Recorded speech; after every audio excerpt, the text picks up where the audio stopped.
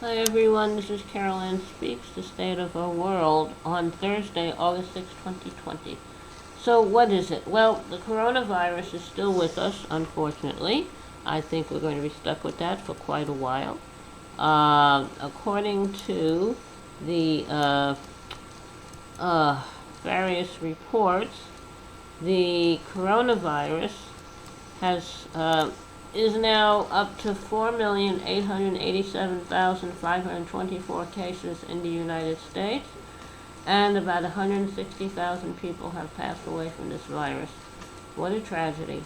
All because no one bothered to do the right thing from the very beginning. When they first heard about it, they should have been issuing a nationwide lockdown, shelter in place, masks, mandatory, and only go out when you need to, but of course that didn't happen.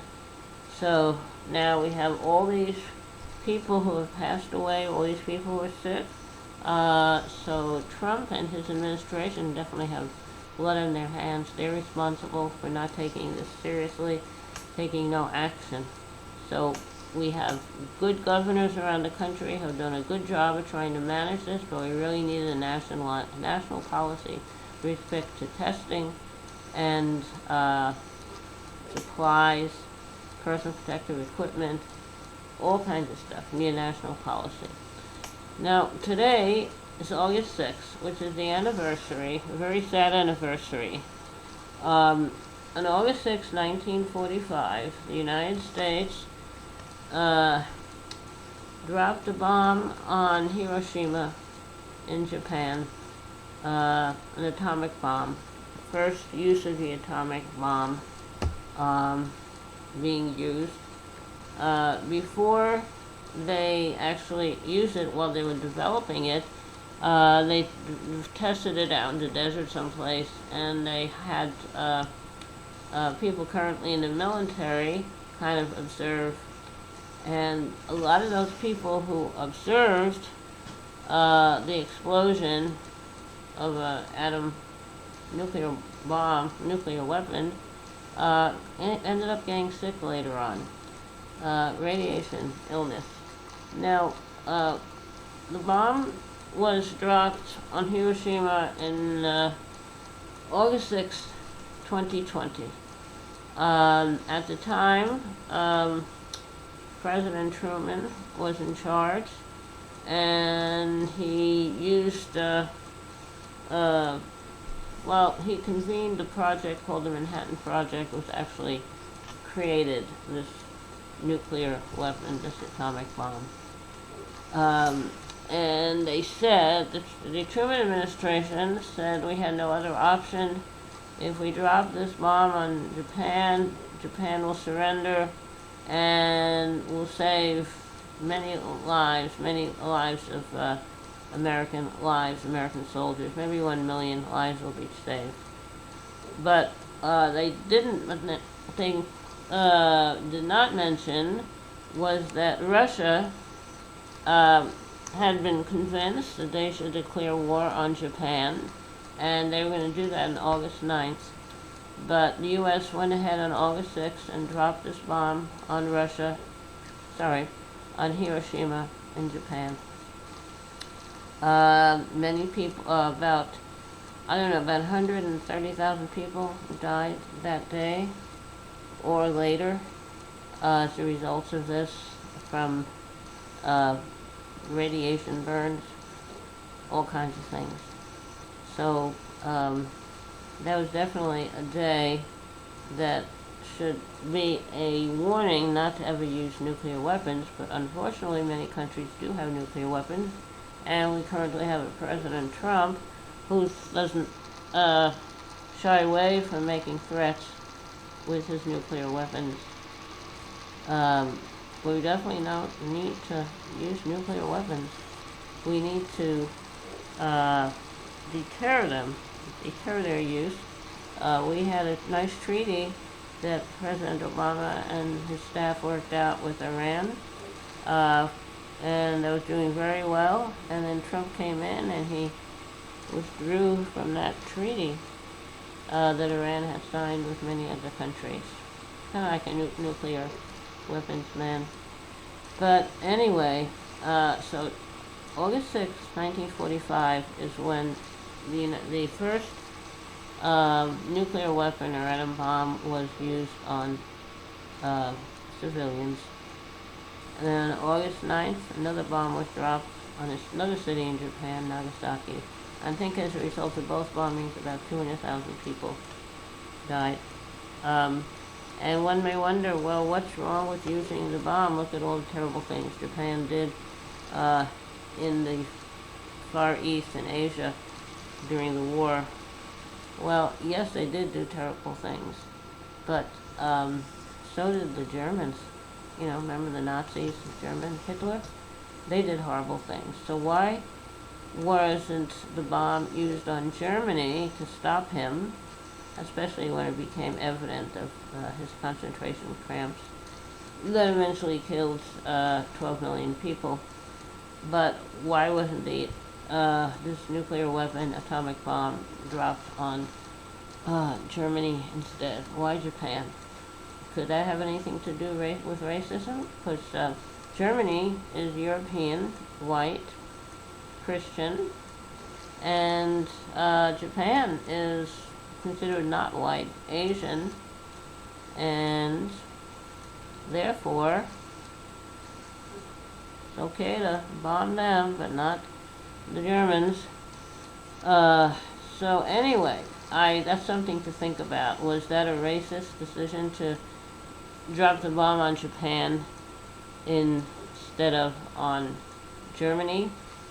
I know the war in Europe ended, I think in May 1945, but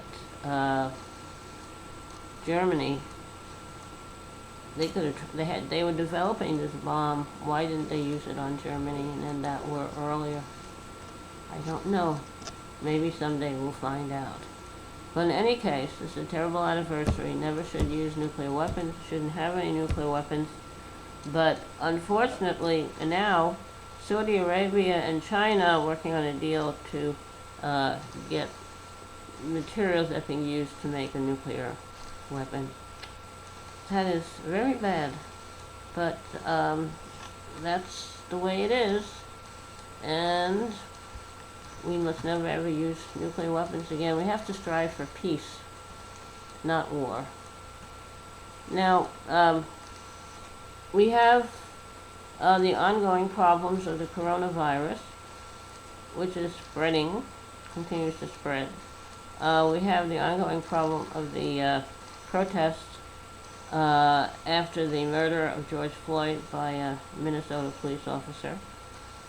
We have the post office needing funds because of a bill that was passed out in 2006, lame duck session, that required the post office to pay retiree benefits decades in advance and not allowing them to pursue other types of business ventures like postal banking. And now, as a result of that, and also because we're using the mail less. We're mailing a lot of packages, not a lot of letters because of the internet. You can send an email to someone, write a letter, you put it in an envelope, put a stamp on it when you can just go to the internet and write an email to someone. But you still need a post office for packages. And it's very important institution. And various attempts have been made to repeal that law from 2006, haven't succeeded yet. And Congress is trying to provide the needed funding for the post office as part of the stimulus bills. And Trump does not like the post office because his enemy, Jeff Bezos, the owner of the Washington Post, also the owner of Amazon, is a real big critic of him, so he wants to destroy Bezos and his businesses. So, all right. So the post office is another entity we have to save. We also have problem with people not wanting to go to work, but they're going to get sick or die because of the coronavirus, and Trump is trying to force people to go back to work, not willing to do much about unemployment insurance extensions and additional money for that, because they figured, well, they're making too much money on unemployment insurance, they're not going to go back to work. I don't know if anyone is getting rich from unemployment insurance. Maybe Congress should try that. Now, otherwise, we have lots of problems here. So, I believe we should continue the $600 extra people are getting every week who are on unemployment insurance. Also, need to not reopen schools until it's safe to do so. And make sure that when they do open, that it is safe to do so, and everyone is wearing a mask, and everyone is tested, and then things will get better, right? Now, one thing with regard to tests, Trump and his people, anyone who comes in contact with them, they get a test before, ahead of time. And it's kind of like an instant, the results are available pretty quickly. So why can't we have those tests for everybody? Right now, the tests that are available, first it's hard to get the test, and once you get a test, it's hard to get the results back. So why don't we get the tests that are being used for government officials and for like baseball players as another example? Okay. So what's that all about? Now, we still have the, excuse me 1 minute, please. Okay, little break, little water break. So anyway, so we have lots of problems. We have to take care of our healthcare workers, our first responders, all our essential workers. Make sure they're all protected. And grocery stores, truck drivers, and farm workers, agricultural workers. We have a lot of people to take care of. We should also make sure everybody has a living income. So until things get back to a more normal way of life, everyone needs money to pay for housing and food and health care. So let's provide everyone with a living income, and we are providing our government officials with that, and also they're cheating a lot on that, and insider trading, all kinds of stuff.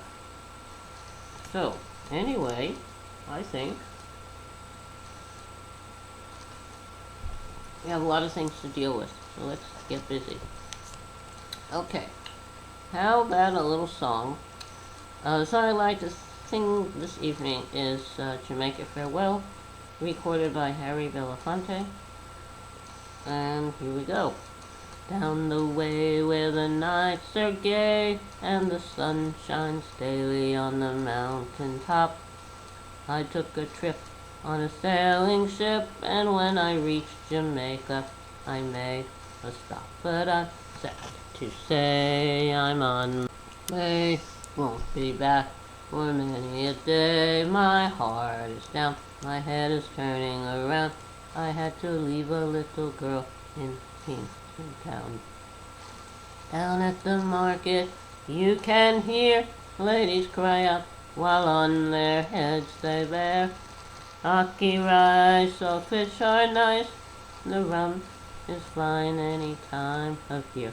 But I'm sad to say I'm on my way, won't be back for many day. My heart down, my turning around, I had to leave a little girl in Kingston Town. Sounds of laughter everywhere, and the dancing girls swing to and fro. I declare my heart is there, though I've been from Maine to Mexico. But I'm sad to say I'm on my way, won't be back For many a day my heart is down, my head is turning around. I had to leave a little girl in Kingston Town. Okay, hope you like that. That was Jamaica Farewell. Um, Thank you very much for tuning in this evening for another meeting with Carol Ann Speaks, the State of Our World. And take care of yourself, take care of others. And remember, kindness goes a long way. Kindness goes a very long way. And remember, there's an election coming up in November. Make sure you're registered and make sure you're knowledgeable about the issues and the candidates. And also think of those people who are seeking asylum and are just being locked up or deported and not being taken care of. Very sad. Families being separated. A lot of things to think about. All right. That's it for this evening. Thank you for tuning in. Hope to see you back here tomorrow. Good night. Stay safe.